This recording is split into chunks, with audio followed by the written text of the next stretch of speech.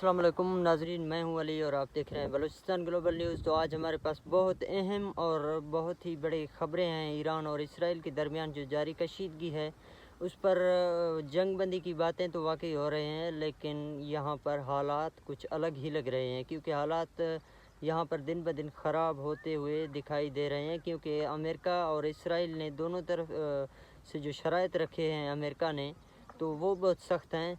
और मुझे नहीं लगता कि अमेरिका ये शर्त मानेगा या फिर ईरान ये मानेगा, क्योंकि ईरान के जो शर्त हैं वो तो जायज़ हैं, लेकिन फिर भी अमेरिका इसे नहीं मानेगा। और आज कुछ दिन पहले ईरान ने एक बहरी टैंकर पर हमला किया था ईरान के अमेरिका के, तो उस पर जितने लोग थे वो तो मर गए, लेकिन जो टैंकर था उसमें पहले आग लगा और फिर उसमें अभी थोड़ा थोड़ा जो आग है वो भी जारी है, लेकिन उसमें 60,000 टन से ज़्यादा गैस मौजूद है। अब दुनिया भर के लोग ये कह रहे हैं, साइंसदान ये कह रहे हैं कि अगर ये गैस फट गया, ये टैंकर गैस का, तो ये पूरी दुनिया के लिए, इस समंदर के लिए नुकसान हो सकता है। और ये बड़ी नुकसान है। इसे किसी न किसी तरीके से कंट्रोल कर लिया जाए और किसी न किसी तरीके से इसे संभाल कर इसका जो गैस है और पेट्रोल है उसे निकाल दिया जाए। सबसे बड़ा नुकसान तो ये है कि वहाँ जो समुद्री जो चीज़ें हैं, जो मछलियाँ हैं, उसमें समुद्री जानवरें जो हैं, उन जानवरों के लिए ये बहुत बड़ा ख़तरा और बहुत बड़ा नुकसान है। क्योंकि अगर ये जाएगा गैस और तेल समंदर में, तो ये एक बड़ा तेल है, ये कोई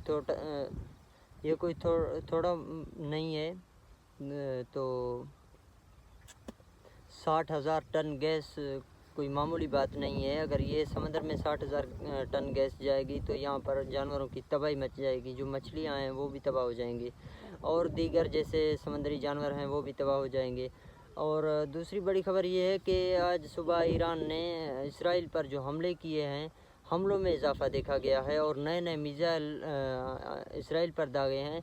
ऐसे मिसाइल दागे हैं जो आयरन डोम अगर उसे खारिज बनाने में कामयाब हो रहा है, तब भी उसके अंदर से एक मिसाइल के अंदर से हज़ारों जो कारतूस हैं वो निकल रहे हैं। वो जैसे नीचे गिर रहे हैं या कोई शख्स उसे हाथ लगा रहा है या किसी बिल्डिंग से वो टकरा रहा है, तो वो वहाँ पर फट कर तबाही मचा रहा है। तो ये जैसे रशिया ने यूक्रेन के साथ भी इसी तरह के मिसाइल इस्तेमाल किए थे, लेकिन ये बहुत, इसे भी जोहरी हथियार माना जाता है और ये बहुत तबाहकुन मिसाइल है। तल अबीब और दीगर यरूशलेम और इससे अलावा दीगर बहुत सारे शहरों में अब ऐसे मंजर देखने को आ रहे हैं कि हर तरफ तबाही और लाशें, और जो सेहूनी हैं और जो सेहूनी हैं वो बार बार बंकरों की तरफ भाग रहे हैं। उनकी नींदें हराम हो चुकी हैं।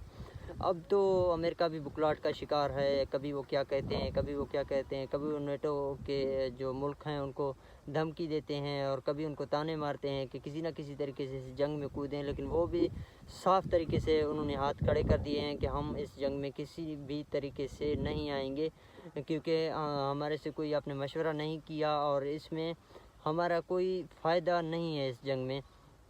तो सूरत हाल कुछ यूँ है। मिलते हैं अगले व्लॉग में, तब तक के लिए इजाज़त, अल्लाह निगहबान। क्योंकि आज टाइम कम होने की वजह से इसलिए थोड़ा जल्दी है। तो अगले व्लॉग में इंशाअल्लाह ताला तफसील के साथ अब पूरी मालूमात दी जाएगी। अल्लाह निगहबान।